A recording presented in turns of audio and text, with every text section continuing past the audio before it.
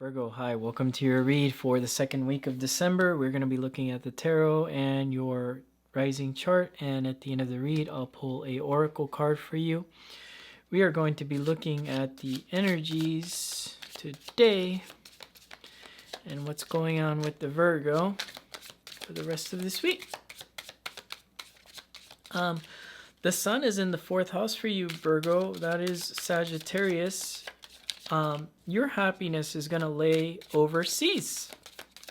That's going to resonate for some of the Virgos, especially if you have Virgo rising. It could be, or maybe you're dealing with a foreigner or something like that. There's definitely the sense of your happiness is overseas here. Queen of Cups here. This is emotionally opening up to something, and I get a lot of, I know she's Cancerian, but I'm picking up a lot of Scorpio. Some of you might have like a Scorpio moon placement or something like that. The chariot here is being challenged, and like I said, like overseas stuff, that's making sense now. You have the chariot being challenged, or it could just be something long distance is being challenged with this queen. What's being challenged is why you're here is the Ace of Wands. I feel like this Ace of Wands, I've been relating it to Vedic astrology, Sagittarius Mula Nakshatra. It's about your roots. You've possibly planted your roots with something here. And Ten of Cups, you've planted your roots with somebody in the past that made you feel completely fulfilled with something here. In the Strength, you have this Temperance. You've been waiting for a while, and I feel like you've been waiting for some sort of healing to arrive here for you. And the Tower, it kind of doesn't make sense for me to say that you've been waiting for this Tower moment, but you've been waiting for this Tower moment for a while now. Knight of Cups, moving forward, the World, Wheel of Fortune, and the Four of Wands here. Like, look, there's a lot of like foreign stuff going on here. In your read, you have the World card, the Chariot card, and then at the end you have this Four of Wands showing up. So like there could be the sense of getting married to like a foreigner, or like in a foreign land. The way I look at it, because I was looking at the sun, where the sun's sitting. The sun's sitting in the fourth house. What is the sun aspecting there? It's aspecting 12. Why is it aspecting 12? Because 12 is what you're going to be happy with. And the seventh as well, because then that's the relationship home. What do you have there? Neptune. You have Neptune sitting there, and Jupiter is going to go into the seventh house soon at the end of December.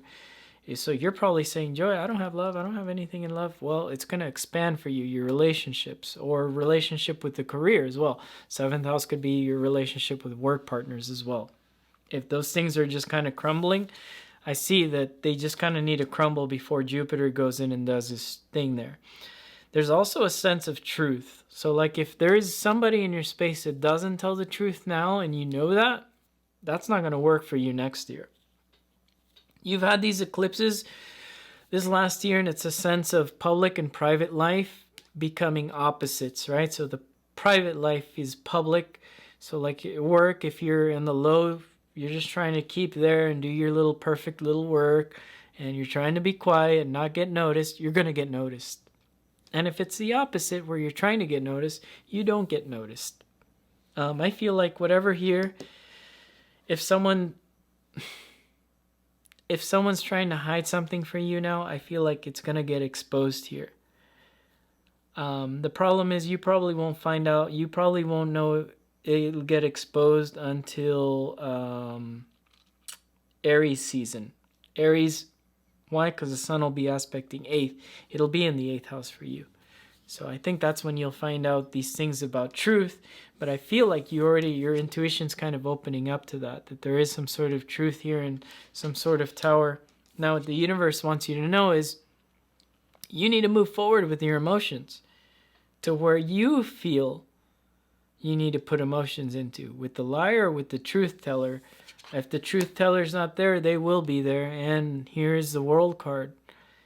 Your suggested approach is to end things.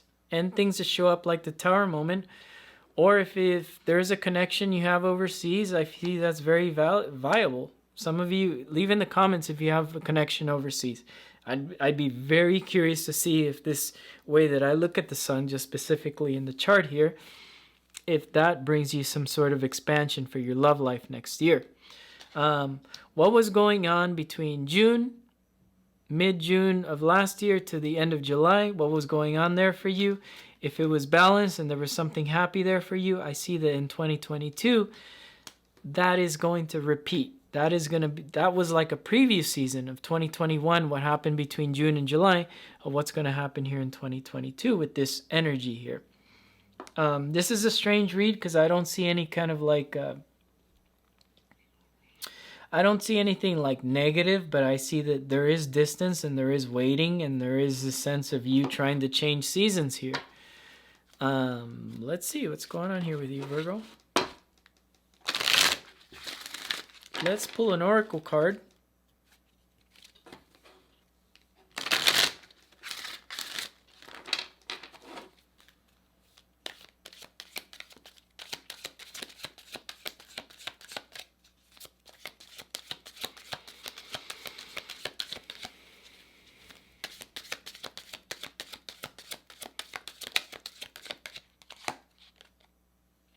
Between Worlds. Yep. Oh, I don't know who got this card.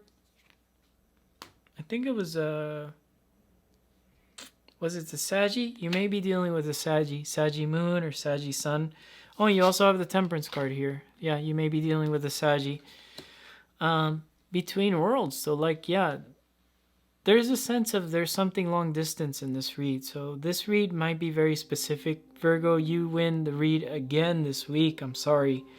You're having very specific energies pull up, but as well, because I'm looking at a Virgo rising chart. So this may not resonate if you're Virgo sun, but maybe it will.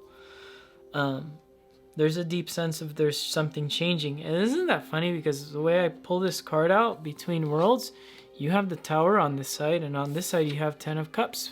Not wish fulfillment, but emotional fulfillment.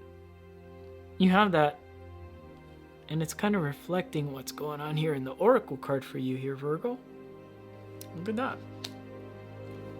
You're between worlds. You're between changing seasons here with an energy. And I feel like, because that was in the past two reads, that it was something in the past you may want to dig up, or something that you don't want to dig up.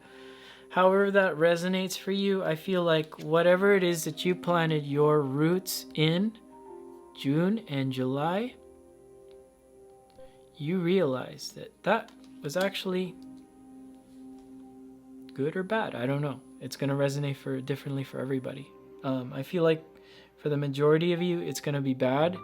But there is a certain Virgo out there that whatever you planted your roots into and you have on the back burner here, I don't know, it's going to grow into something beautiful.